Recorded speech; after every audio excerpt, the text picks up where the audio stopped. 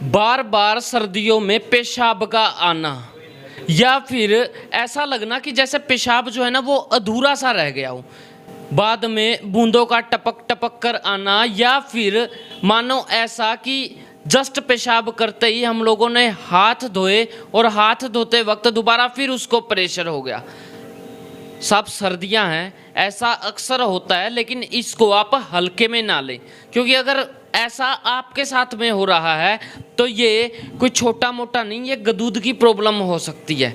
और फिलहाल इस प्रॉब्लम को एक हॉस्पिटल है जो दावा कर रहा है कि 50 दिनों के अंदर अंदर इसका पूर्ण रूप से इलाज है, वो भी अच्छे तरीके से, बिना किसी साइड इफेक्ट के। पहले की तरह हम कहीं और नहीं, मदर हॉस्पिटल में मौजूद हैं। और इधर आप देख पा रहे हैं मदर हॉस्पिटल हिसार, 72 738 59,000। आप इस नंबर पर कभी भी संपर्क भी कर सकते हैं। और कमाल की बात यह है, यह हिसार शहर के अंदर इकलौता ऐसा हॉस्पिटल है जो सस्ते के अंदर आपका अच्छे से इलाज कर देता है। और यहाँ पर डॉक्टर साहब हैं सोनू फोगाट जी, उनसे भी हम लोग बातचीत कर लेंगे। लेकिन उससे पहले मैं आपको एक बात बता दूं, ये है नागौरी गेट है हिसार के अंदर। जैसे ही हम लोग एंट्री करेंगे वहीं पर मदर हॉस्पिटल मौजूद है, यानी कि मां का अस्पताल। आ जाइए, डॉक्टर साहब हैं हमारे पास में, बातचीत कर लेंगे।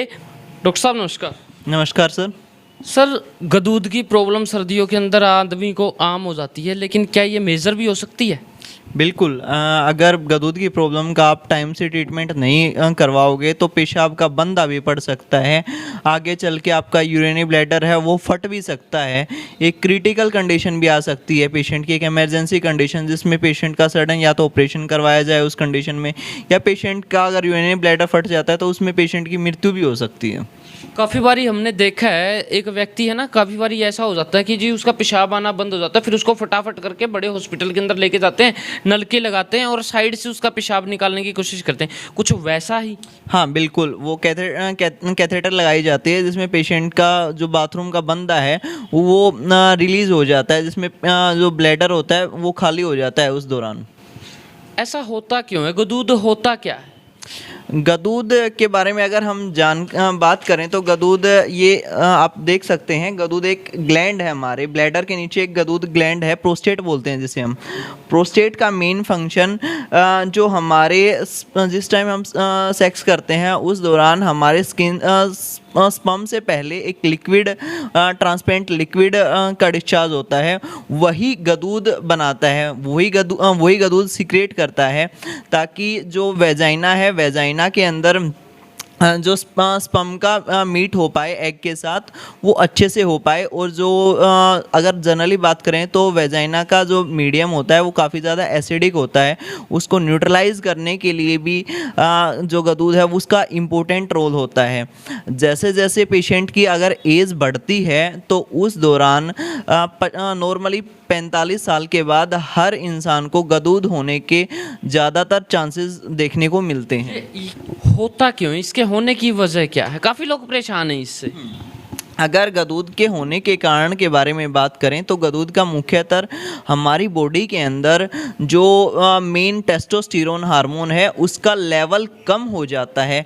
अगर उसका लेवल कम हो जाएगा, उसके साथ साथ एस्ट्रोजन जो एक फीमेल हार्मोन है उसका लेवल बढ़ जाता है, तो उसकी वजह से गदूद है उसकी समस्या देखने को मिलती है।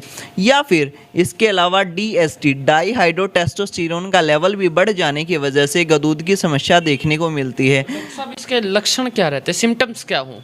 इसके मुख्यतः 5 लक्षण देखने को मिलते हैं।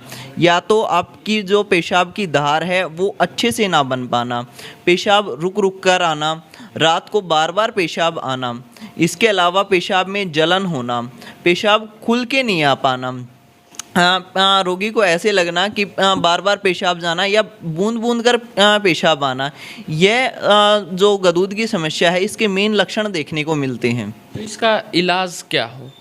इसका इलाज होम्योपैथी दवाओं से किया जाता है।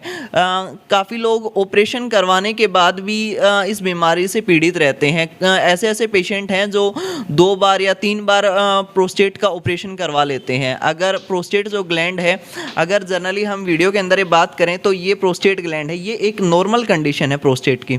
इसके अलावा ये एबनॉर्मल कंडीशन है। अगर प्रोस्टेट ग्लैंड हमारे एक्सटर्नल बढ़ती है तो उस टाइम में हमें समस्या नहीं देखने को मिलती है। अगर ये इंटरनली बढ़ती है तो उस टाइम जो हमारे जो जहाँ से पेशाब निकलता है उस एरिया को दबाना स्टार्ट कर देती है। उस नलकी को, अगर सिंपल सी लैंग्वेज में बात करें, उस नलकी को दबाना स्टार्ट कर देती है। इसकी वजह से बाथरूम का प्रेशर है वो ऊपर की तरफ हो पाता है, जिससे पेशेंट को बार बार पेशाब तो आता है लेकिन वो खुल के नहीं जा पाता है। पेशेंट हर 10-10 मिनट में बाथरूम जाने की कोशिश करता है लेकिन बाथरूम निकल नहीं पाता है, या पेशाब की बूंद बूंद करके आती है। ये सारी समस्या गदूद की वजह से देखने को मिलती हैं, जिसका केवल होम्योपैथी दवाओं से इस चीज़ का इलाज किया जाता है। होम्योपैथी दवाएं से इस चीज़ का परमानेंट और गारंटी के साथ इलाज किया जाता है। सब मदर हॉस्पिटल एक ऐसा हॉस्पिटल है जो 50 दिन के अंदर इस बीमारी को ठीक करने का दावा कर रहा है।